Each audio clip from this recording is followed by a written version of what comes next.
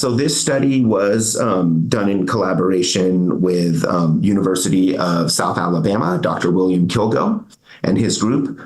This is a study that looked at a population of 90 patients who had been administered the MSDA test over a period of about a year. There was extensive chart review that was done on each of the patients to look at the concordance of our MSDA test results with clinical and radiographic evidence obtained on the patients.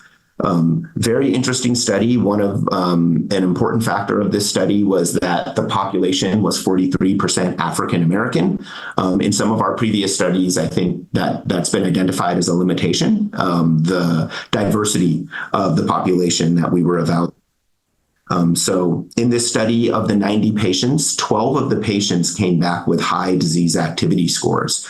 And for each one of those 12 patients, there was concordance between the high score obtained using the MSDA test and clinical or radiographic evidence that was found on the patients. And notably in this study, there was 2 patients who had a high score, and that high score preceded any evidence of disease activity via clinical or radiographic assessment. And that's a really important area of focus for Octave to demonstrate that the MSDA test has prognostic or predictive capability. So there was several, 3 in fact, case studies that were selected out of the 90 patients and presented as well.